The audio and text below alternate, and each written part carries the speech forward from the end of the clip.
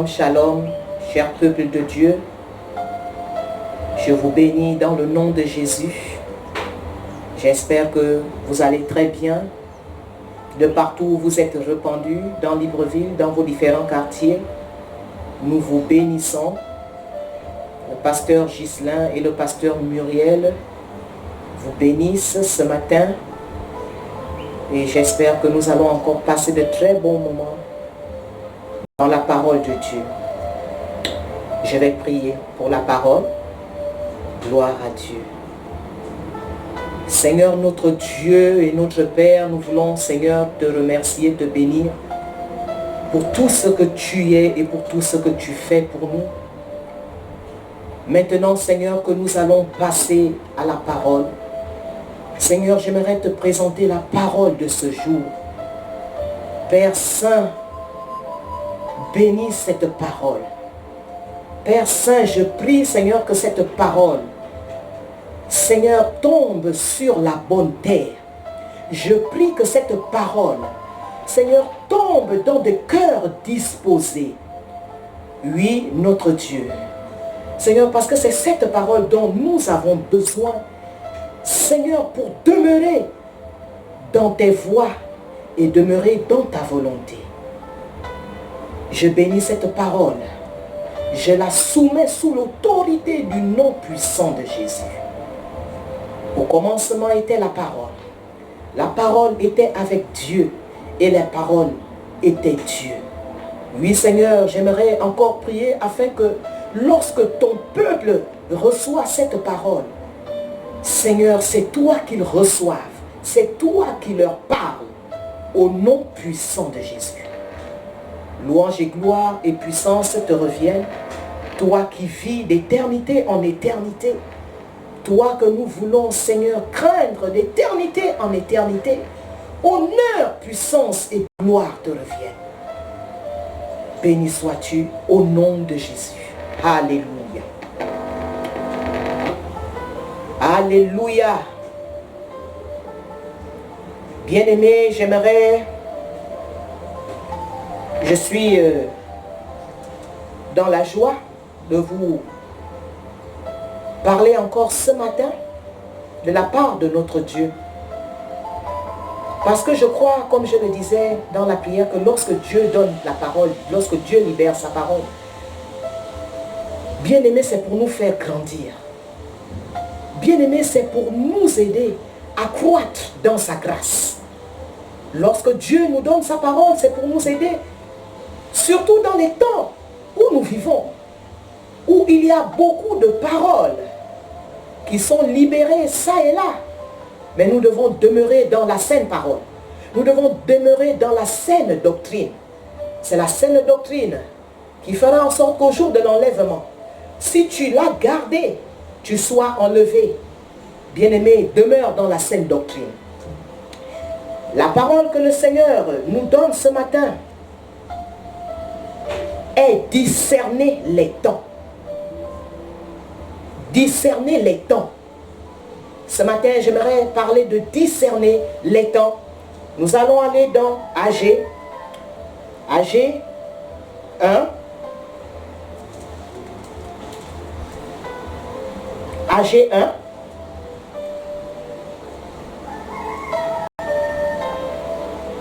Je vais lire à partir du 2e verset. Ainsi parle l'Éternel des armées. Ce peuple dit, le temps n'est pas venu, le temps de rebâtir la maison de l'Éternel. C'est pourquoi la parole de l'Éternel fut adressée par Agé, le prophète en ces mots. Le verset 4.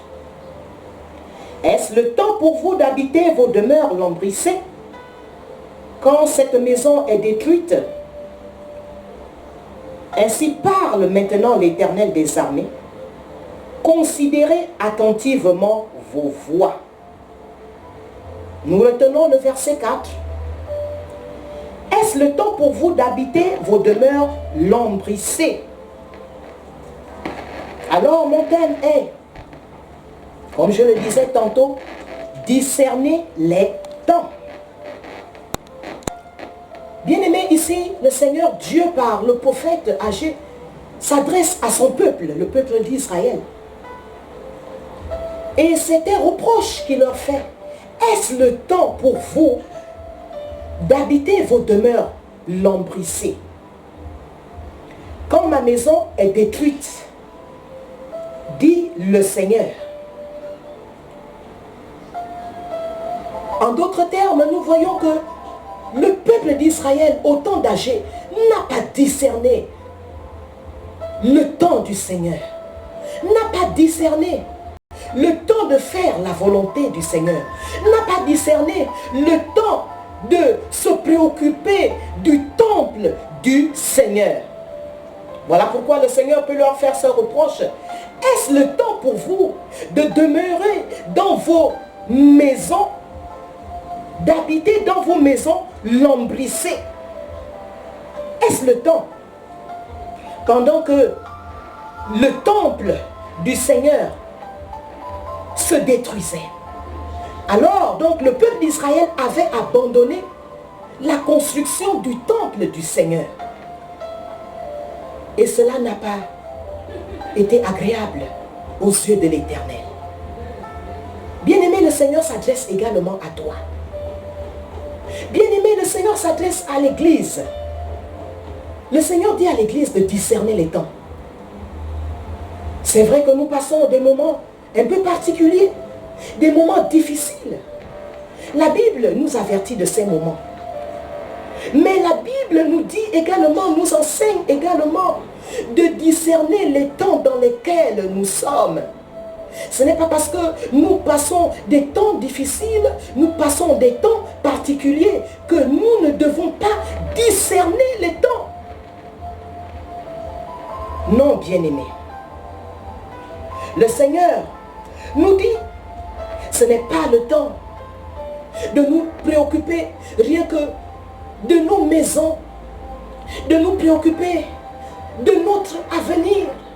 C'est ce que nous avons maintenant dans la pensée, de nous préoccuper de l'avenir de nos enfants, de nous préoccuper, par exemple, pour ceux qui ne sont pas peut-être mariés, qui ne sont pas encore mariés, et même de ceux qui sont mariés, de ne pas nous préoccuper que de cela. Bien-aimés, ce sont des choses, d'un moment à l'autre, que nous allons laisser. Bientôt, nous allons les laisser. Est-ce le temps pour nous? Bien-aimés, ce n'est pas le temps. Ce n'est pas le temps, bien-aimé, de ne penser qu'à tes projets. Ce n'est pas le temps, bien-aimé, de ne penser qu'à ce que tu n'as pas encore fait, à ce que tu n'as pas encore réalisé sur cette terre.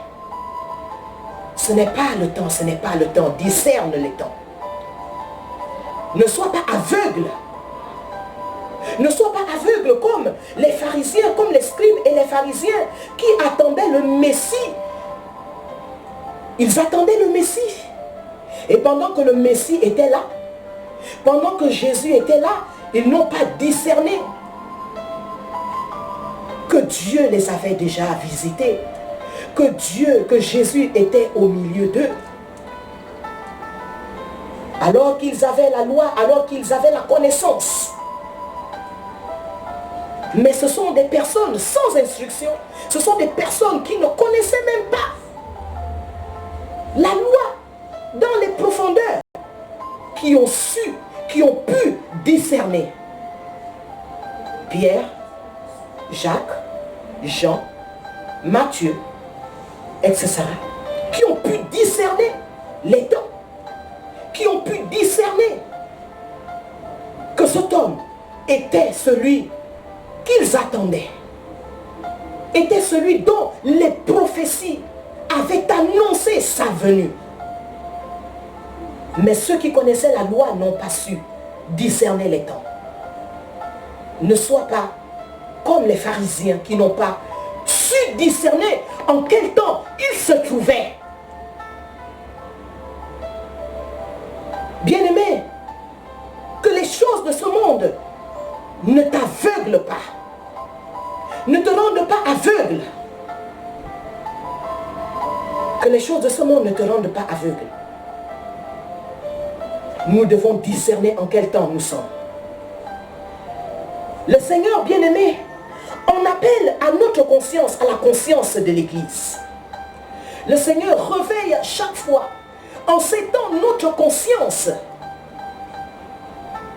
Nous sommes dans les temps où Jésus est à la porte, où la trompette va bientôt sonner. Bien-aimé, j'aimerais encore dire que l'Église primitive avait su discerner les temps. La Bible nous parle dans les actes des apôtres. Ils avaient su discerner les temps. Que ces personnes-là, bien-aimés, vendaient tous leurs biens. Ça veut dire que leurs biens n'étaient pas leur préoccupation. Ils apportaient leurs biens aux pieds des apôtres. Parce que pour eux, le jour du Seigneur pouvait arriver à n'importe quel moment. Au point où Paul même a pu dire que nous, les vivants, nous allons dévancer. Au point où Paul a pu dire, Paul également, bien-aimé, avait su discerner les temps dans lesquels il vivait. Il savait, il se disait que le Seigneur allait venir d'un moment à l'autre. À plus forte raison, l'Église de nos jours, l'Église actuelle, bien-aimée, discernons les temps. Bien-aimé, ce n'est pas le temps de se soucier de nos propres affaires. Ce n'est pas le temps de nous soucier de nos propres affaires. Bien-aimé, ce n'est pas le temps. Bien-aimé, c'est le temps de faire quoi?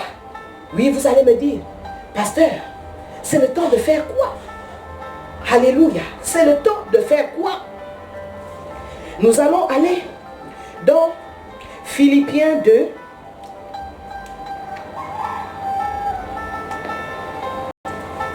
Philippiens 2. Je suis en train de chercher Philippiens 2. J'espère que tu cherches avec moi. J'espère que tu as ta Bible avec toi comme j'aime à le dire. Je viens d'arranger ma Bible. Philippiens 2, on cherche.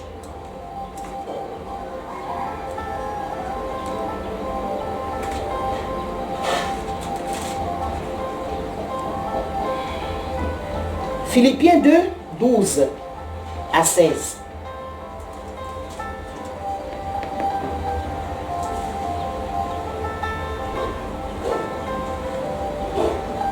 Ainsi, le verset 12, ainsi mes bien-aimés, comme vous avez toujours obéi, travaillez à votre salut avec crainte et tremblement.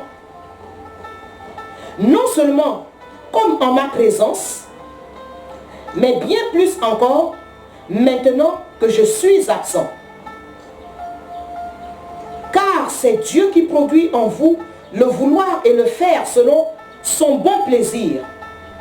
Faites toutes choses sans murmure ni hésitation, afin que vous soyez irréprochables et purs, des enfants de Dieu, irrépréhensibles, au milieu d'une génération perverse et corrompue, parmi laquelle vous brillez comme des flambeaux dans le monde, portant la parole de vie, et je pourrais me glorifier au jour de Christ, de n'avoir pas couru en vain, ni travaillé en vain. Et même si je sers de libation pour le sacrifice et pour le service de votre foi, je m'en réjouis et je m'en réjouis avec vous tous.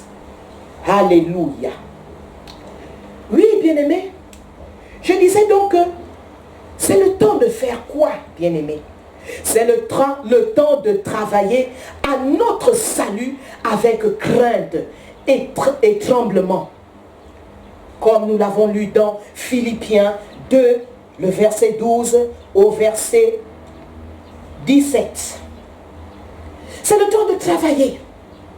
C'est le temps de travailler avec crainte et tremblement à notre salut. Pas de travailler pour notre salut, de travailler à notre salut. Jésus nous a sauvés, oui, et nous sommes dans les temps où nous devons nous appliquer, que nous soyons confinés, que nous soyons, oh, bien-aimés, en temps de pandémie, en temps de maladie, quel que soit le temps, bien-aimés, parce que nous nous rapprochons, Seigneur, bien-aimés, de la venue du Seigneur. C'est le temps de travailler à notre salut avec crainte et tremblement.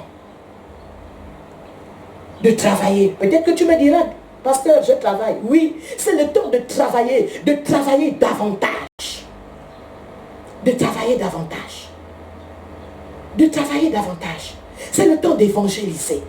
C'est le temps d'évangéliser ces âmes qui ne connaissent pas Dieu, ces religieux, ces personnes qui croupissent dans les ténèbres, alors que Dieu t'a sorti des ténèbres, alors que toi tu te sanctifies. C'est le temps, bien-aimé, de travailler à ton salut. C'est le temps, bien-aimé, même si tu es chez toi, bien-aimé, le Seigneur nous donne beaucoup de moyens aujourd'hui de travailler pour son œuvre. Il nous donne beaucoup de moyens aujourd'hui. Il nous donne beaucoup de moyens. Tu as un téléphone, tu peux appeler ta famille et tu peux leur parler de Christ. Nous ne sommes plus en confinement total. C'est le temps, bien-aimé, d'aller, de sortir. Lorsque tu sors, ce n'est pas pour des balades inutiles, mais c'est pour prêcher la parole de Dieu. C'est pour dire, avertir que le temps est proche. Jésus revient bientôt. Discernons les temps. C'est ça, discerner les temps. Discerner les temps, bien-aimés. L'apôtre Paul, bien-aimé,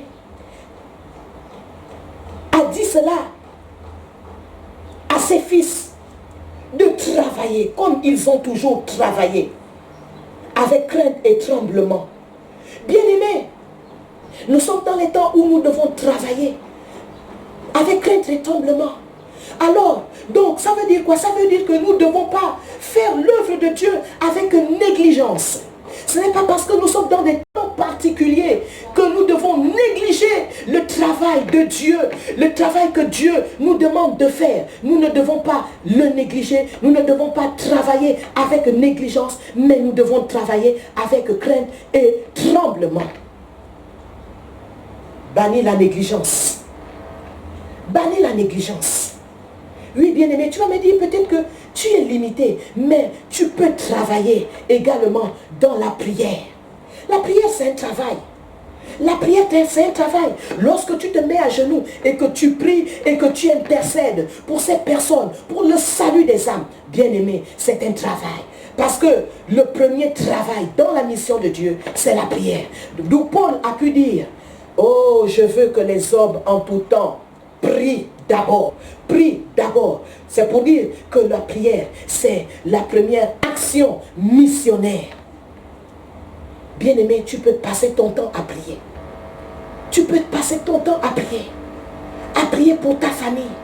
À prier pour les autres, les âmes qui ne connaissent pas Dieu dans ta nation et dans les autres nations. L'Afrique, pour que l'Afrique soit délivrée de la sorcellerie. Pour que ceux qui sont encore idolâtres en soient délivrés.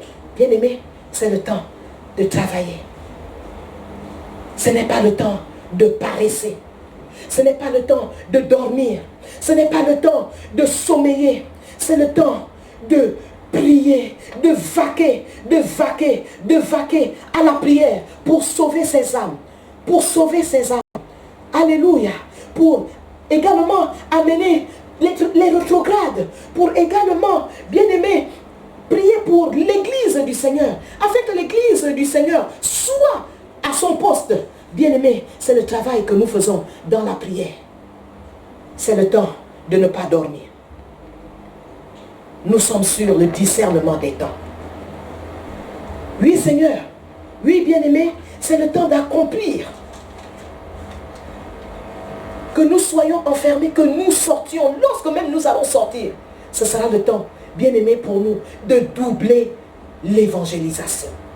de doubler la pêche des âmes. La pêche des âmes. Alléluia. Oui, bien-aimés, nous allons aussi aller dans Luc 21. Luc 21.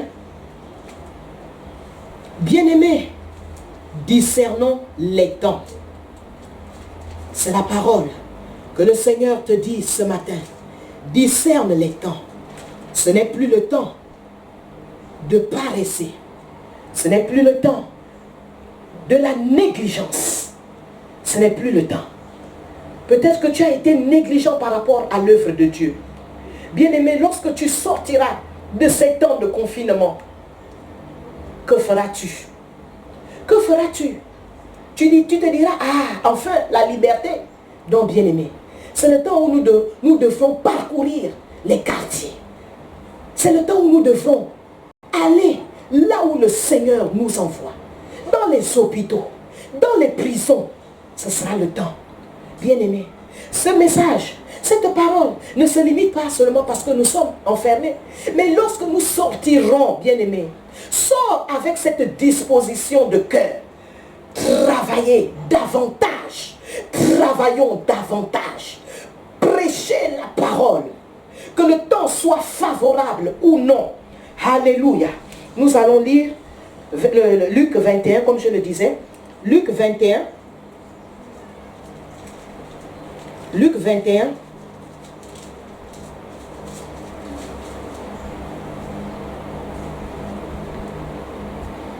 Le verset 36.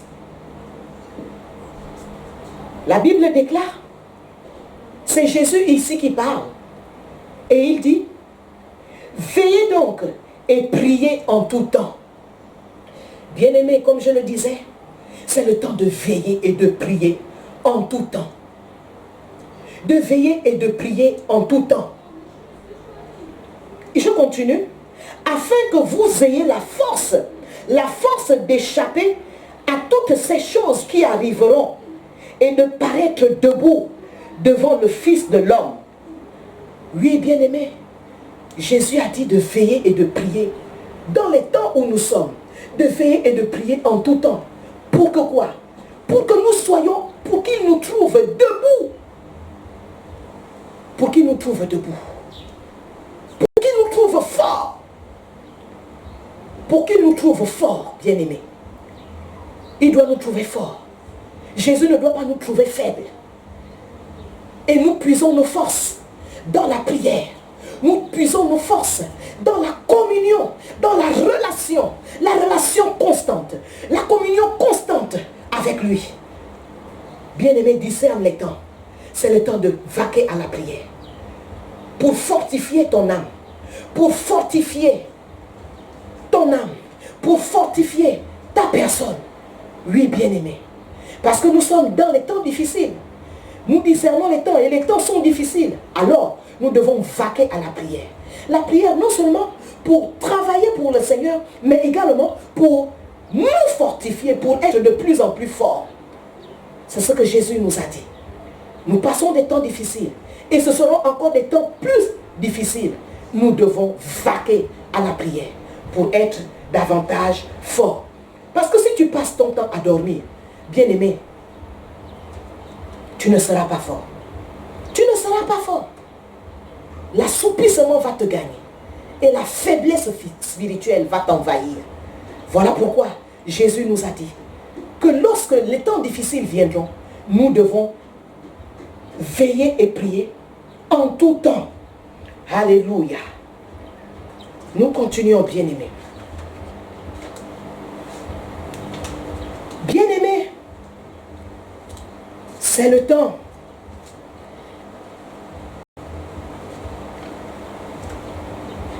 C'est le temps également, bien-aimés, de savoir que le royaume de Dieu est proche. Le royaume de Dieu est proche. Je pense que je l'ai déjà dit même. Le royaume de Dieu est proche. C'est ce que nous devons, lorsque nous discernons les temps, nous devons savoir. Lorsque nous parlons à nos familles, lorsque nous parlons à nos amis, lorsque nous parlons à nos voisins, le royaume de Dieu. Annonçons-leur que le royaume de Dieu est proche. Même s'ils se moquent de nous, même s'ils rient, même s'ils disent que, ah, les chrétiens, vous les chrétiens là, depuis longtemps que vous le dites, souvenons-nous que c'est ce qu'on a également dit à Noé. Au temps de Noé, la Bible dit que lorsque Noé avait averti le peuple de son époque, il a averti le peuple, mais ce peuple se moquait de lui. Il se moquait de lui. Et c'est sûr qu'il disait même que ce vieillard-là, qu'est-ce qu'il est en train de faire? Mais Noé avait la révélation de Dieu. Bien-aimé, c'est le temps d'avoir la révélation du Seigneur. Et cette révélation, tu l'auras où? Dans la prière. Cette révélation, tu l'auras où?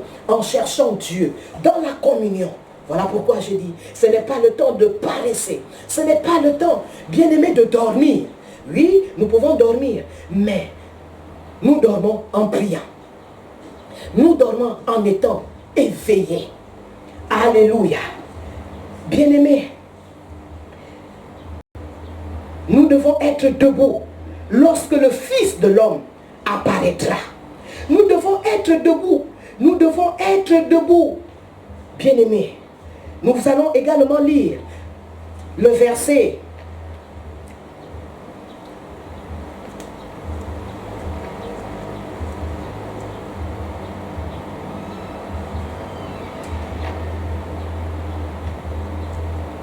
Le verset 36, le verset 28, toujours de Luc 21.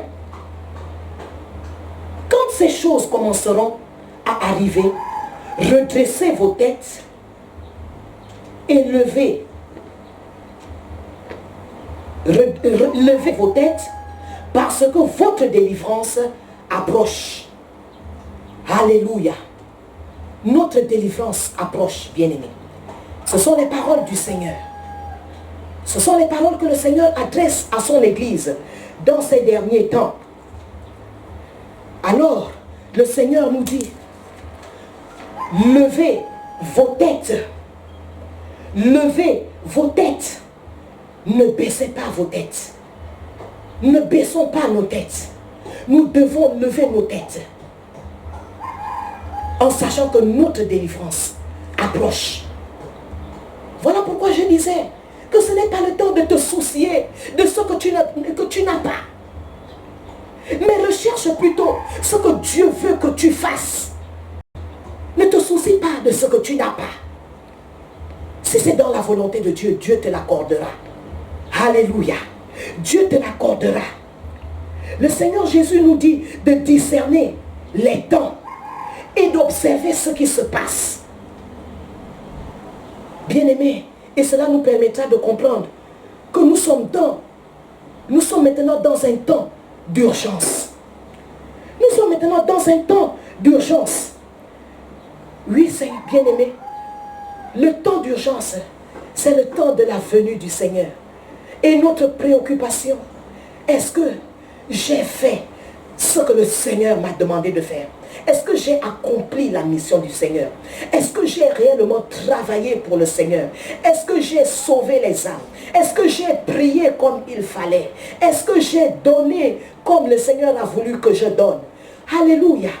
Est-ce que j'ai fait la volonté du Seigneur? C'est l'urgence du Seigneur en ce moment.